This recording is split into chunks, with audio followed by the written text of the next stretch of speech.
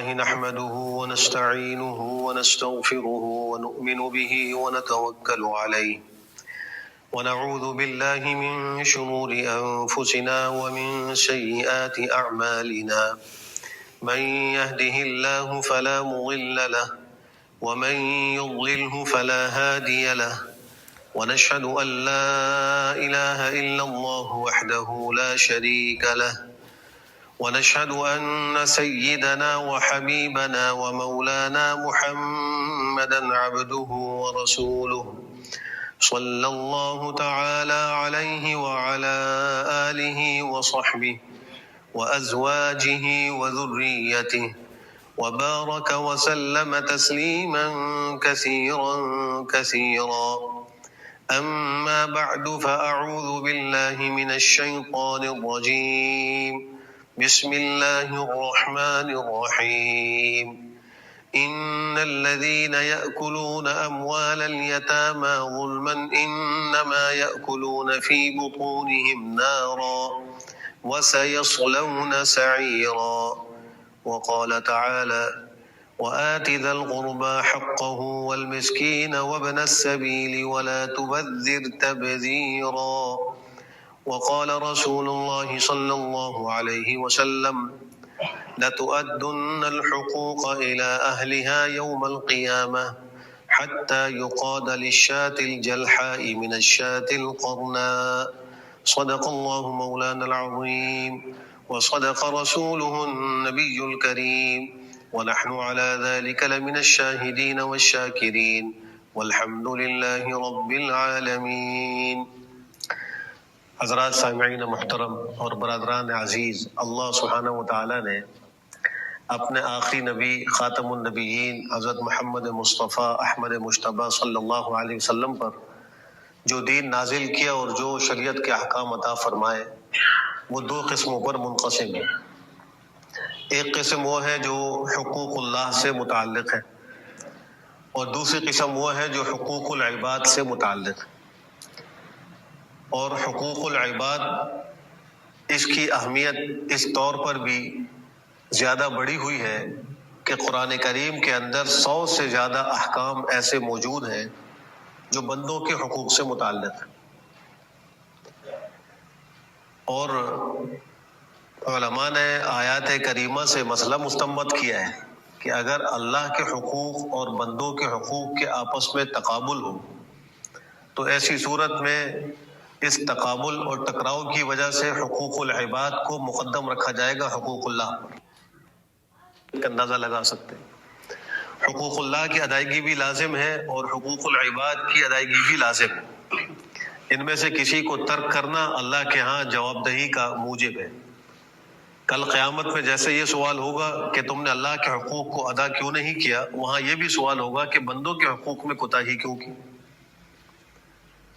بہت سے لوگ ایسے ہیں جو اللہ کے حقوق کی ادائیگی کا کچھ نہ کچھ اہتمام کرتے ہیں، نماز کا اہتمام کر رہے ہیں، عبادات کا اہتمام کر رہے ہیں، تلاوت ہے، زکوٰۃ و خیرات صدقات ہے، حج عمرے ہے، ان سب کا اہتمام ہو رہا ہے، لیکن بسا اوقات حقوق العباد کے اندر بڑی بڑی کوتاہیاں وہ کر رہے ہیں. حقوق العباد کی اہمیت کی ایک بڑی وجہ یہ بھی ہے کہ اللہ کی ذات بے نیاز ہے. اللہ کسی کا محتاج نہیں اور سب اللہ کے محتاج ہیں. اگر اللہ کے حق کو کوئی شخص ادا نہیں کرے گا تو اللہ کی ذات میں کوئی نقصان نہیں، اس کی بادشاہت میں کوئی نقصان نہیں، وہ بے نیاز ہے. جو حق ادا نہیں کر رہا اس کا نقصان، مخلوق اور بندوں کا نقصان. یہی وجہ ہے کہ اگر کوئی بندہ اللہ کے حق میں کوئی کوتاہی کر لیتا ہے، ادا نہیں کرتا، تو اللہ اپنے فضل سے کبھی اس کو معاف بھی کر دیتے. ضروری نہیں کہ اللہ وہاں عدل سے کام لے کر اس کا مواخذہ کرے اور اس کو سزا دے. اللہ بسا اوقات فضل فرماتے ہوئے اس کو معاف کر دیتے ہیں. اور کل قیامت میں بھی ایسا ہی ہوگا کہ اللہ بہت سے بندوں سے اپنے حقوق معاف کر دیں گے اور اپنے فضل سے معاف کریں گے. لیکن جب مسئلہ بندوں کے حقوق سے متعلق آتا ہے تو وہاں اللہ عدل سے کام لیتے ہیں، وہاں پھر انصاف ہوتا ہے. اور انصاف کی صورت میں جو مظلوم ہے اس کو حق دلایا جائے گا اور ظالم سے حق لیا جائے گا. تو وہاں انسان پھر پکڑ میں آئے گا. اور یہی وجہ ہے کہ اگر اللہ کا فضل ہو تو کامیابی ہے، اور اگر اللہ عدل شروع کر دے تو پھر انسان کے لیے بچنا مشکل ہے. حدیث شریف میں ہے کہ من نوقش عذب، جس سے مناقشہ کیا گیا، جس سے یہ پوچھا گیا کہ تم نے یہ کام کیوں نہیں کیا، یا کسی کام کے بارے میں کہا کہ تم نے یہ کام کیوں کیا، تو پھر اس کو ضرور عذاب ہوگا. ورنہ اگر صرف اعمال پیش ہوں اور اس پر مواخذہ کچھ نہ ہو، سوال و جواب نہ ہو، تو یہ حساب یسیر ہے، اللہ معاف فرما دیں گے. فسوف یحاسب حسابا یسیرا. اور حدیث شریف میں اسی حساب یسیر کی دعا ہے، اللہم حاسبنی حسابا یسیرا، اے اللہ مجھ سے آسان حساب لیجیے گا. اور آسان حساب یہی ہے کہ اللہ اعمال تو پیش کر دے کہ تمہارے اعمال یہ ہیں، نامہ اعمال سارا آ جائے، لیکن مواخذہ نہ کرے، معاف کر دے. یہ حساب یسیر. اور اگر مواخذہ شروع ہو گیا تو پھر وہاں ضرور پکڑ ہے، وہاں عذاب ہوگا. تو ایک وجہ حقوق العباد کی اہمیت کی یہ ہے کہ اللہ بے نیاز ہے اور بندے محتاج ہیں. بندے اپنے حقوق میں ایک دوسرے کے محتاج ہوتے ہیں، اس لیے وہاں اللہ عدل کا نظام قائم کرتے ہیں. پھر وہاں فضل سے بخشش نہیں ہوگی. اگر کوئی بندہ کسی بندے کے حق کو مار کر اللہ کی بارگاہ میں پہنچا تو اللہ اس پہ فضل نہیں کریں گے، وہاں اللہ عدل کریں گے. اور صرف یہ انسان کا خاصہ نہیں، بلکہ غیر مکلف مخلوق میں بھی اللہ عدل قائم کریں گے. ابھی جو میں نے روایت پڑھی خطبے میں، یہ مسلم شریف کی روایت ہے. اللہ کے نبی فرما رہے ہیں کہ قیامت کے دن اہل حقوق کو ان کے حقوق ضرور دیے جائیں گے. جس کا حق ہوگا اس کو ضرور قیامت کے دن ملے گا. یہاں تک کہ وہ بکری جس کے سینگ نہیں ہے اس کو بھی انصاف دلایا جائے گا اس بکری سے جس نے سینگ اس کو مارے ہوں. تو سینگ والی بکری سے بے سینگ والی بکری کا بھی قصاص لیا جائے گا. یہ غیر مکلف مخلوق ہے، وہاں ان کا بھی انصاف ہو رہا ہے، عدل ہو رہا ہے. تو جو مکلف مخلوق ہے انسان، اگر وہ ایک دوسرے کے حق میں کوتاہی کر کے اللہ کی بارگاہ میں پہنچے تو پھر وہاں عدل کتنا خطرناک ہوگا اور کتنا انصاف کی وجہ سے نقصان ہوگا اس شخص کو جس نے حق میں کوتاہی کی ہوگی. دوسری وجہ یہ ہے کہ حقوق العباد کے اندر کوتاہی آپس میں نفرت کا ذریعہ ہے، اور حقوق العباد کے اندر ادائیگی آپس کے اندر محبت کا ذریعہ ہے. یہی وجہ ہے کہ اگر ایک شخص نماز روزے کا خاص اہتمام نہیں کر رہا، خدا نہ خواستہ وہ تقویٰ کے ساتھ زندگی نہیں گزار رہا، لیکن لوگوں کے ساتھ اس کے معاملات ٹھیک اور درست ہے، لوگوں کے ساتھ اخلاق سے پیش آتا ہے، لوگوں کو تکلیف نہیں دیتا اور لوگوں کے حقوق کا خیال کرتا ہے، تو لوگ ایسے آدمی سے محبت کرتے ہیں، چونکہ وہ حقوق العباد میں ادائیگی کا اہتمام کر رہا ہے. اگرچہ حقوق اللہ میں کوتاہی کر رہا ہے، یہ بھی گناہ ہے. یہ مطلب نہیں کہ انسان پھر حقوق العباد کی فکر میں حقوق اللہ کو چھوڑ دے، دونوں ہی کو ادا کرنے کا اہتمام کرنا چاہیے. لیکن بات یہ ہے کہ جب حقوق العباد کی ادائیگی ہو تو آپس میں محبتیں پیدا ہوتی ہیں، اور اگر حقوق العباد کی ادائیگی نہ ہو، اس میں کوتاہی ہو، تو یہ نفرت کا باعث ہے. ایک شخص 5 وقت نماز پڑھتا ہے، خوب عبادات کرتا ہے، خوب تلاوت کرتا ہے، لیکن بندوں کے حقوق میں کوتاہی کرتا ہے تو لوگ اس کو اچھا نہیں سمجھتے، اس کی نمازوں کے باوجود اچھا نہیں سمجھتے، بلکہ بسا اوقات اس سے وحشت کرتے ہیں، دور بھاگتے ہیں. حالانکہ 5 وقت کا نمازی ہے، دیندار ہے، لیکن بندوں کے حقوق میں کوتاہی کر رہا ہے تو وہ نفرت اور وحشت کا باعث بن رہا ہے. اسی لیے قرآن کریم میں حقوق اللہ کو اتنے اہتمام سے ذکر نہیں کیا گیا جتنے اہتمام سے حقوق العباد کو ذکر کیا گیا. جو میں نے آیت تلاوت کی یتیموں کے حقوق سے متعلق ہے، اللہ فرما رہا ہے ان الذین یأکلون اموال الیتامی ظلما انما یأکلون فی بطونہم نارا. جو لوگ یتیموں کا مال ظلماً کھا جاتے ہیں اپنے پیٹ میں آگ بھر رہے ہیں، کل قیامت میں بھڑکتی ہوئی آگ میں داخل ہوں گے، جہنم میں داخل ہوں گے. دوسری آیت میں اللہ فرما رہا ہے وآت ذی القربى حقہ والمسکین وابن السبیل. جو قرابت دار ہیں ان کے حق کو ادا کرو، اور مسکینوں کے حق کو ادا کرو، مسافروں کے حق کو ادا کرو. ولا تبذر تبذیرا، اور فضول خرچی نہ کرو، اسراف نہ کرو. ان المبذرین کانوا اخوان الشیاطین، فضول خرچی کرنے والے شیطان کے بھائی ہیں. وکان الشیطان لربہ کفورا، شیطان تو پروردگار کا بڑا ہی ناشکرا اور نافرمان ہے. تو یہ اللہ حقوق ذکر کر رہے ہیں. پھر ان حقوق کے اندر ماں باپ کے حقوق کو بھی اللہ ذکر کر رہے ہیں. وَقَضَىٰ رَبُّكَ أَلَّا تَعْبُدُوا إِلَّا إِيَّاهُ وَبِالْوَالِدَيْنِ إِحْسَانًا. کہیں آپس میں لوگوں کے حقوق کو ذکر کیا، وَلَا تَأْكُلُوا أَمْوَالَكُمْ بَيْنَكُمْ بِالْبَاطِلِ، آپس میں دوسرے کے اموال کو ناحق طریقے سے نہ کھاؤ. یہ سب حقوق العباد کا تذکرہ ہے. جتنا تذکرہ قرآن میں اس کا زیادہ ہے، اتنی ہی کوتاہی زیادہ محسوس ہو رہی ہے عملی زندگی کے اندر، کہ ہم حقوق العباد کے اندر بہت کوتاہی کر رہے ہیں.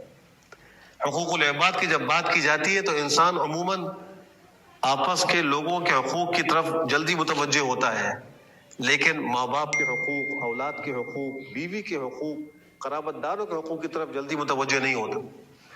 یہ بھی دیکھنے میں آیا ہے کہ باہر کے لوگوں سے معاملات تو اچھے طریقے سے انجام دے رہا ہے، اچھی طرح پیش آ رہا ہے، نرم لہجے میں گفتگو کر رہا ہے، لیکن گھر کے اندر بیوی بچوں کے ساتھ اس کا لہجہ تلخ ہے، ماں باپ کے آگے وہ گستاخ اور بے ادب ہے، اور اس کو وہ حقوق العباد کی کوتاہی بھی نہیں سمجھ رہا. اور یہی وجہ ہے کہ امت کے اندر جو سمجھدار لوگ ہیں، جو آخرت کی فکر رکھنے والے لوگ ہیں، وہ حقوق العباد کی ادائیگی کا بہت زیادہ اہتمام کرتے تھے. حضرت عبداللہ ابن مبارک رحمہ اللہ بڑے مشہور محدث، مفسر اور فقیہ گزرے ہیں. ایک دفعہ وہ شام کے علاقے میں تھے، انہوں نے ایک آدمی سے ایک قلم لیا استعمال کے لیے، اور پھر اس کو واپس کرنا بھول گئے، اور سفر پر روانہ ہو گئے اور ایران کے علاقے مرو میں آ کر پہنچے. وہاں جا کر انہیں خیال آیا کہ میں تو شام سے ایک قلم ایک شخص کا لے کر آ گیا جو میں نے استعمال کے لیے لیا تھا. واپس ایران کے شہر مرو سے سفر کیا اور شام پہنچے اور اس شخص کو ڈھونڈ کر وہ قلم واپس کیا. ایک قلم کی کتنی قیمت ہوگی، اور شاید دینے والا اس حق کو معاف بھی کر دیتا. کسی انسان لکھنے کے لیے پین لیتا ہے اور غلطی سے ساتھ لے جاتا ہے، تو جس کا پین ہوتا ہے وہ دل میں کوئی برائی محسوس نہیں کرتا، کہتا ہے بس ٹھیک ہے چلو چلا گیا اور لے لیں گے. لیکن جس کو فکر تھی اس نے اس زمانے کے سفر کی مشقت کو برداشت کیا. وہ سفر کوئی ہوائی جہاز یا ٹرین یا بس میں نہیں ہوتا تھا، وہ جانوروں پر ہوتا تھا، گھوڑوں اونٹوں پر ہوتا تھا، خچروں پر ہوتا تھا. اور کتنے وہ دنوں کا سفر ہوگا جو کر گئے، اس پہ اتنا خرچہ بھی اپنا برداشت کیا، لیکن ایک قلم واپس کرنے کے لیے گئے. حضرت فضیل ابن عیاض رحمہ اللہ بہت بڑے اللہ کے ولی اور نیک بندے گزرے ہیں. ان کی شروع کی زندگی اتنی اچھی نہیں تھی، شروع کی زندگی بڑی لاؤبالی ان کی تھی، اور وہ لوگوں کے اموال پر لوٹ مار کیا کرتے تھے. ایک جماعت، ایک گروہ بنایا ہوا تھا، قافلوں پر حملہ کرتے تھے، ان کے مالوں کو لوٹتے تھے، ڈاکو تھے. لیکن ان کے ڈکیتی کے بھی اصول تھے. وہ اس قافلے سے لوٹ مار نہیں کرتے تھے جس قافلے میں کوئی عورت ہوتی تھی. اس آدمی سے مال نہیں لوٹتے تھے جس کے پاس مال تھوڑا ہوتا تھا، اس سے نہیں لوٹتے تھے.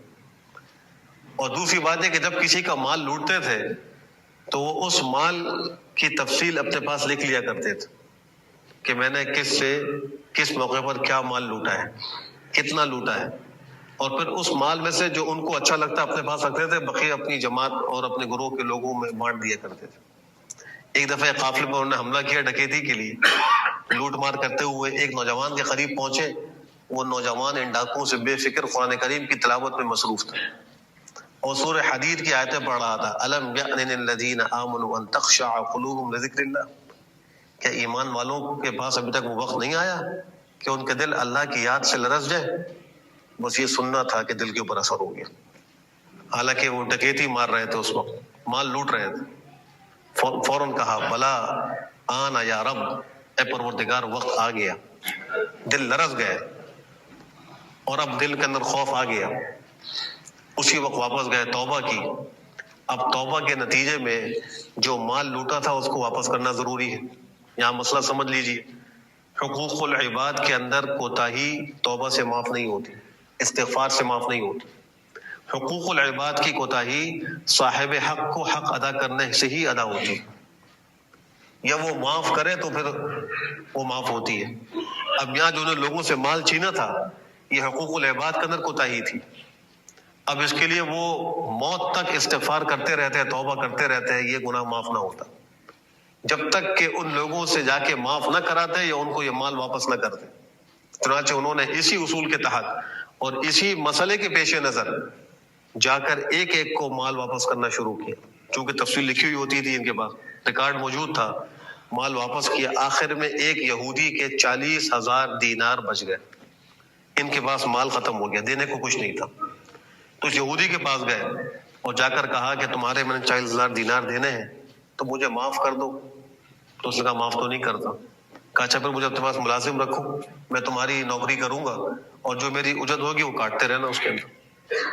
اب اس کے بعد یہ ملازم ہو گئے, گویا اس کے غلام بن کر وہاں کام کرنے لگے. اس یہودی نے ان کو ایک دن بلا کر کہا کہ میں نے اللہ سے یہ عہد کیا تھا کہ تم نے میرا جتنا مال بھی لوٹا ہے جب تک تم مجھے واپس نہیں کرو گے میں تم کو معاف نہیں کروں. تو اب ایسا ہے کہ مال زیادہ ہے اور تمہاری اس اجرت سے تو یہ پورا ہونا نہیں ہے, تو تم ایسا کرو, میں نے فلاں جگہ پر ایک تھیلی رکھی ہوئی ہے اشرفیوں کی, وہ تم کو دیتا ہوں, تم وہ لے لو اور لے کر مجھے میرے قرضے میں ادا کر دو جو تم نے میرا مال لوٹا تھا. چنانچہ وہ گئے, جا کر انہوں نے وہ تھیلی اٹھائی اور لا کر اس کو دے دی. اس نے وہ تھیلی کھولی, دیکھی, اور اس کے بعد اس نے کہا کہ پہلے تم مجھے مسلمان کرو, اس کے بعد میں تم کو واقعہ بتاؤں. وہ یہودی اسی وقت ان کے ہاتھ پر مسلمان ہوا اور اس نے کہا کہ میں تورات میں یہ پڑھا تھا کہ جب کوئی شخص صدق کے دل سے توبہ کرے اور اللہ اس کی توبہ کو قبول کر لے تو پھر وہ اگر کسی مٹی کو بھی ہاتھ لگائے تو وہ مٹی سونا بن جاتی. میں نے صرف اس حکم کو آزمانے کے لیے اپنے اس فلاں جگہ پر مٹی کے ڈھیلے بھر کے رکھے تھے تھیلے میں کہ اگر تم نے سچی توبہ کی تم اس کو ہاتھ لگاؤ گے تو اس ارشاد کے مطابق وہ سونے کی بن جائیں گی. اب میں نے دیکھا تو سارا سونا بن گیا, اس لیے میں جو یقین کر کے تمہارے ہاتھ پر ایمان لاتا ہوں کہ مجھے مسلمان کرو. حقوق العباد کی ادائیگی کے اندر اللہ اس طرح سے عطا فرمائے. اس کا مطلب یہ نہیں کہ انسان اس قسم کی جو بشارتیں ہوتی ہیں ان کو آزمانے کے لیے کام کرے, اور یہ اس کا مطلب یہ نہیں ہوتا کہ وہ حقیقت ہی ہوگی. یہ تو اللہ کی مرضی ہے, کبھی اللہ چاہتے ہیں تو اس طرح خرق عادت کے طور پر کچھ باتوں کا ظہور فرما دیتے ہیں, ورنہ حقیقت یہ کہ جب کوئی شخص صدق کے دل سے توبہ کرتا ہے تو اللہ اس کو پھر آئندہ زندگی میں نقصانات سے بچاتے ہیں. اللہ اس کو بڑی بڑی آزمائشوں اور تکلیفوں سے بچاتے ہیں, بڑے امراض سے اللہ اس کو بچاتے ہیں. یہ اس کی توبہ کا صلہ ہوتا ہے اور نتیجہ ہوتا ہے. دوسری بات یہ ہے کہ شریعت کے اندر حقوق کی ادائیگی کی طرف زیادہ متوجہ کیا گیا ہے حق کے لینے کی بنسبت. یعنی سوچ یہ دی گئی ہے کہ تم اپنے اوپر لازم ہونے والے حقوق کو ادا کرنے کی فکر کرو, یہ فکر نہ کرو کہ میں اپنا حق کیسے وصول کروں.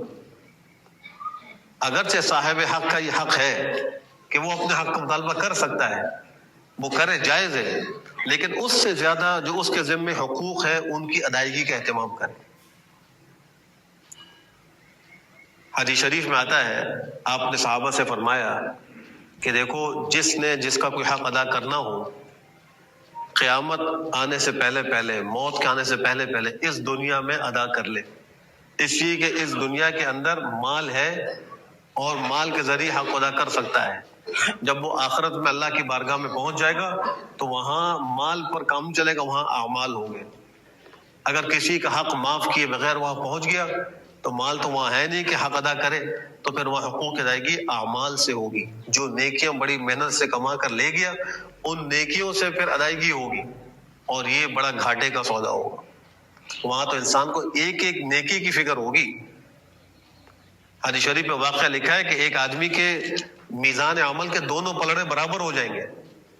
حالانکہ جو نیکی کا پلڑا جس کا جھکے گا وہ کامیاب ہوگا, اس کے دونوں برابر ہو گئے. گناہوں کا پلڑا بھی برابر, نیکی کا پلڑا بھی برابر. اب وہ ایک نیکی کی تلاش میں گھومے گا کہ ایک نیکی مجھے مل جائے, ایک نیکی کے لیے مارا پھرے گا. باپ کے پاس جائے گا, ماں کے پاس جائے گا, دوستوں کے پاس جائے گا, سب انکار کر دیں گے. آج تو ہمیں اپنی فکر, ہم تمہیں ایک نیکی بھی نہیں دے سکتے. ایک شخص ہوگا جس کے پاس صرف ایک ہی نیکی ہوگی, سارے گناہ ہوں گے, تو وہ کہے گا کہ میری ایک نیکی سے مجھے کیا فائدہ ہونا ہے, میں تو آج برباد ہو گیا, میرے وہاں سے گناہ ہی گناہ ہے. اس کا کام ایک نیکی سے ہوتا ہے, چلو اس کو ایک نیکی دے دو. وہ ایک نیکی اس کو دے دے گا. جب وہ اللہ کی بارگاہ میں پہنچے گا, اللہ تو سب کچھ جانتے ہیں, پوچھیں گے یہ کہاں سے لے کر آئے, ایک بندے نے نیکی دی. اس کو بلا کر پوچھا جائے گا, وہ کہے گا اللہ ایک نیکی سے میرا کیا بننا تھا, میں تو گناہوں کا پہاڑ لے کر آیا ہوں, آج تو میں برباد ہو گیا, اور اس کا کام ایک نیکی سے بننا تھا تو میں نے اس کے ساتھ یہ رعایت کی. تو اللہ اس کو بھی بخش دیں گے کہ تم نے اس کا اتنا خیال کیا اور تم نے اس کے ساتھ خیر خواہی کی, تمہیں بھی بخشتا ہوں. اس کی بخشش بھی ہو جائے گی, اس کی بخشش بھی ہو جائے گی. تو ایک ایک نیکی کے لیے انسان بھاگ رہا ہوگا. وہاں اگر حقوق کی ادائیگی میں اعمال, مقبول نمازیں, مقبول نیکیاں جا رہی ہوں تو کتنا بڑا یہ نقصان ہے. حدیث میں آپ نے فرمایا, صحابہ سے جانتے ہو مفلس کون ہے؟ صحابہ نے کہا جس کے پاس مال دولت نہ ہو، کہا یہ مفلس نہیں. حقیقی مفلس یہ ہے قیامت میں اللہ کے یہاں پہنچے اور بہت بڑے اعمال کا ڈھیر لے کر پہنچے، لیکن ساتھ ساتھ لوگوں کے حقوق میں اپنے کندھے پر لے کر پہنچے.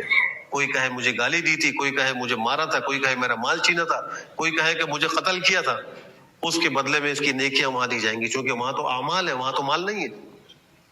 کرتے کرتے اس کی اعمال اور نیکیاں ختم ہو گئیں، لیکن اصحاب الحقوق کی لائن پھر بھی موجود ہے، تو ان کے گناہ اس کے اوپر ڈالے جائیں گے. اس طرح اللہ عدل کریں گے، یہ عدل ہوگا. اس لیے دنیا میں حقوق العباد کی ادائیگی کا بہت زیادہ اہتمام کرنا چاہیے.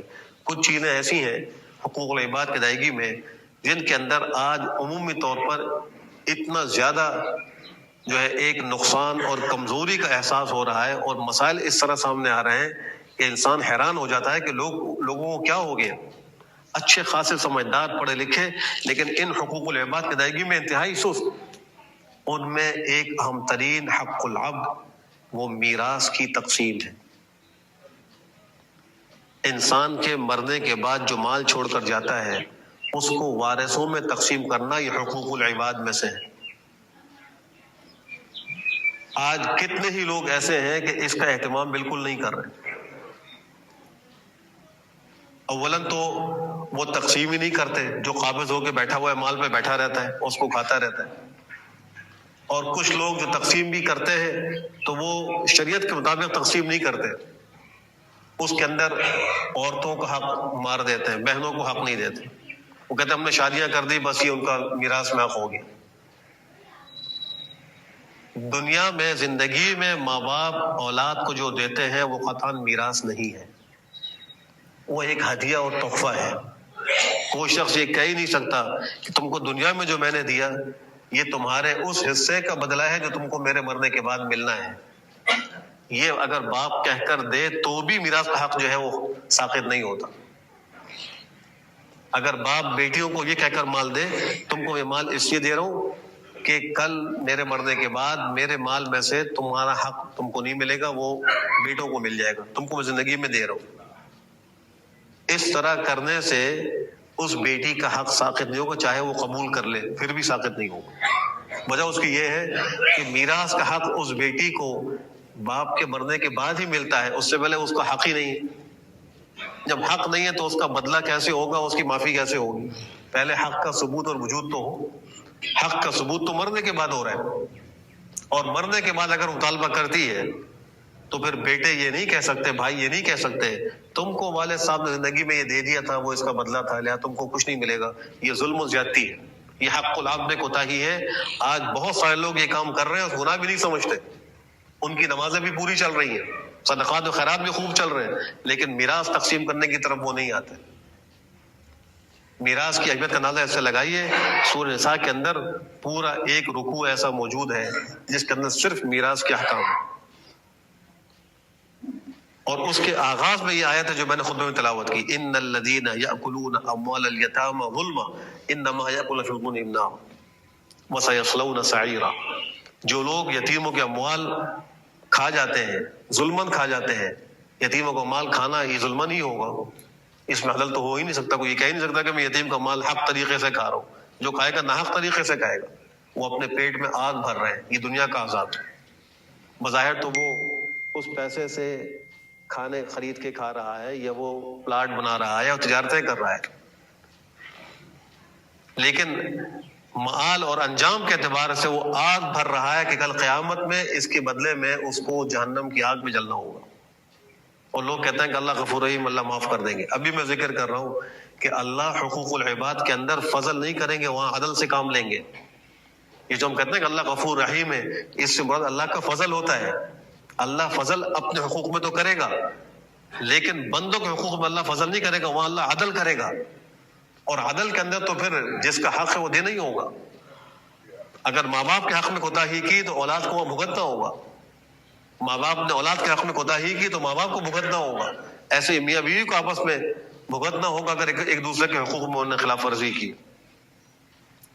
اس کے بعد پھر اس رکوع میں اللہ نے میراث کے احکام کے طور پر ذکر فرمایا کہ لڑکے کا حصہ کتنا ہوگا، لڑکی کا حصہ کتنا ہوگا، بیوی کا کتنا ہوگا، شوہر کا کتنا ہوگا، ماں باپ کا کتنا ہوگا. بہن بھائیوں کا کیا ہوگا، یہ سب تفصیل اس کے اندر موجود ہے، اور اس کی ایک ایک جزئی احادیث کے اندر اور کتب فقہ میں فقہاء نے تفصیل سے ذکر کر دی کہ کسی آدمی کا انتقال ہو، اس کے وارث یہ ہو، میراث کیسے تقسیم ہوگی، سب تفصیلات موجود ہیں۔ کوئی یہ نہیں کہہ سکتا کہ میں مسئلہ کہاں سے معلوم کر دوں۔ مسئلہ معلوم کرنے کے لیے بھی اللہ نے ایسے اسباب پیدا کر دیے کہ آپ کو مسئلے کا جواب فری ملے گا۔ کوئی مسئلہ کسی کو پیش آئے، دارالفتہ میں جائے اور جا کر اپنا مسئلہ جمع کرائے، اس سے کوئی فیس نہیں جاتی کہ آپ اتنے پیسے دیں گے تو آپ کو جواب ملے گا۔ فی سبیل اللہ مفت جواب دیا جاتا ہے۔ اس کے بعد بھی اگر کوئی پوچھ کر عمل نہیں کر رہا تو اس کی پکڑ کتنی سخت ہوگی۔ بیوی کا مہر یہ حق العبد ہے، شوہر اگر ادا نہیں کر رہا تو کل اس کی جواب دہی ہے۔ بڑے بڑے مہر تو مقرر کر لیتے ہیں، نام و نمود کے لیے کر لیتے ہیں، لیکن جب ادائیگی کی بات آتی ہے تو اس کے اندر اول ادا نہیں کرتے، اور اگر ادا کرنے کی کوئی بات بھی آئے تو کہتے ہم نے بیوی سے معاف کرا لیا۔ اور ایسا بھی ہوتا ہے کہ اگر شوہر کا انتقال ہوا، جنازہ اٹھانے سے پہلے بیوہ کے پاس عورتیں آ کر کہتی ہیں اس کو اپنا حق معاف کر دو، اس نے تم کو تمہارا حق نہیں دیا تھا، تم اس کو معاف کر دو۔ وہ بیوہ ایک تو شوہر کی جدائی کے غم میں مصیبت کے اندر ہوتی ہے، غم کے اندر ہوتی ہے، اوپر سے ایک پہاڑی اس کے اوپر توڑتے ہیں، اگر وہ اس وقت کہہ بھی دے مجبور ہو کر تو اس سے بھی معافی نہیں ہوگی۔ لوگ سمجھتے ہیں کہ وہاں اس کی آسانی سے مغفرت ہو جائے گی۔ اپنے اوپر قرض لے کر گیا اور قرض کی ادائیگی کا سامان نہیں تھا، مقروض کی مغفرت نہیں ہے۔ اللہ وہاں عدل سے کام لے گا، وہاں فضل نہیں چلے گا۔ اللہ فضل اپنے حقوق میں فرماتے ہیں۔ ایسے ہی اگر تجارت کے اندر کسی کا پیسہ کھا لیا، کرائے کی جگہ پہ رہتے ہوئے مالک کو کرایہ نہیں دیا، ماسیوں سے کام کرایا، گھر پہ ان کی اجرت نہیں دی، ڈرائیور کی نوکر کی تنخواہ نہیں دی، تو ان سب کا جواب کل قیامت دینا ہوگا۔ یہ اللہ کے حقوق، اللہ کے بندوں کے حقوق ہیں، اس میں اللہ عدل فرمائیں گے۔ وہ بیچارہ مظلوم اور کمزور اس دنیا میں اگر اپنے حق کے لیے نہیں لڑ سکتا، لیکن کل قیامت میں اللہ کی ذات عادل ہے، وہ انصاف لینے والی ہے، وہاں کوئی کسی کا ہاتھ نہیں روک سکتا کہ آج تم کچھ نہیں بولنا، مجھے معاف کر دو۔ وہاں تو پھر حق دینا ہی پڑے گا۔ پیغمبر علیہ السلام نے ایک دفعہ صحابہ کے مجمع میں بنی اسرائیل کا ایک قصہ نقل کیا۔ فرمایا کہ بنی اسرائیل میں ایک شخص نے ایک شخص کو زمین کا ایک پلاٹ فروخت کیا، دوسرے نے اس کو خرید لیا، جو بھی پیسہ طے ہوا دے دیا، ادا کر دیا۔ اب اس پلاٹ کے اندر سے ایک سونے کا گڑھا زمین کے اندر سے برآمد ہو گیا۔ تو جو خریدار تھا وہ گیا اس بیچنے والے کے پاس اور جا کر کہا کہ تم سے میں نے یہ زمین لی تھی، زمین کے اندر کا سونا نہیں لیا تھا، تو یہ سونا نکلا، یہ تمہارا ہے، تم لے لو۔ وہاں جو بیچنے والا تھا وہ کہہ رہا ہے تم کو جب میں نے زمین بیچی تو جو کچھ زمین ہے اس سمیت بیچی، یہ سب تمہارا ہو گیا۔ اب دیکھیں حقوق العباد کے اندر جو شریعت کا مزاج ہے کہ دوسرے کی ادائیگی کی فکر زیادہ ہو لینے کی بنسبت، یہاں بھی دیکھیے دونوں ایک دوسرے کے اوپر ڈال رہے ہیں۔ وہ کہہ رہے ہیں کہ یہ تمہارا ہے اور وہ کہہ رہے ہیں کہ یہ تمہارا ہے۔ جب فیصلہ نہیں ہوا تو حضرت داؤد علیہ السلام کے پاس چلے گئے، ان کا زمانہ تھا، ان کو پاس جا کر دونوں نے اپنا مسئلہ پیش کیا۔ تو انہوں نے سننے کے بعد کہا کہ تمہاری اولادیں ہیں؟ تو ایک نے کہا کہ میرا بیٹا ہے، دوسرے نے کہا میری بیٹی ہے۔ انہوں نے فرمایا کہ اس مسئلے کا حل یہ ہے کہ تم اپنے بیٹے کی شادی اس کی بیٹی سے کر دو اور ان کی شادی پر یہ مال خرچ کرو، ان کا مہر اس میں سے دو، شادی کا خرچہ اس میں سے کرو، اور جو بچ جائے وہ اللہ کے راستے میں خیرات کر دو، بس یہی اس کا حل ہے۔ چنانچہ ان لوگوں نے ایسے ہی کیا۔ یہ ہے حقوق العباد کی ادائیگی کے اندر فکر اور اہتمام۔ جب تک ہم اپنے معاشرے کے اندر ان حقوق العباد کی ادائیگی کا اہتمام نہیں کریں گے، اپنے گھروں میں نہیں کریں گے، محبتیں نہیں ہوں گی، یہ نفرتیں رہیں گی، دلوں کے اندر دوریاں رہیں گی، وحشتیں رہیں گی، اور آخرت کا جو وبال ہے وہ اپنی جگہ پر ہے۔ ایک سوئی کی وجہ سے مغفرت رکی رہی ہے، ایک سوئی۔ ایک بزرگ کا انتقال ہوا، انہوں نے انتقال سے کچھ پہلے پڑوس سے ایک سوئی منگوائی تھی اور کسی کام کے لیے منگوائی تھی، واپس کرنا بھول گئے، انتقال ہو گیا۔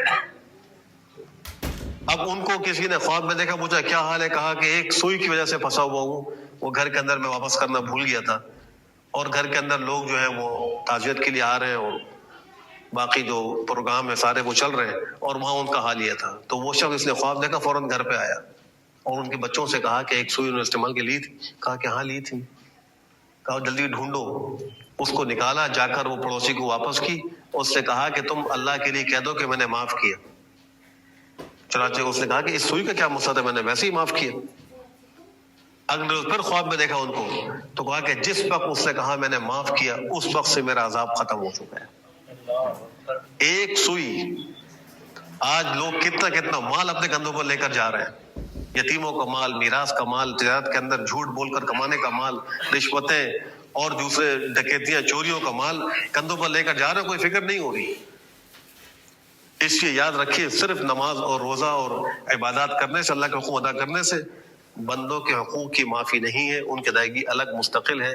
اللہ ہم سب کو دونوں قسم کے حقوق ادا کرنے کی توفیق عطا فرمائے.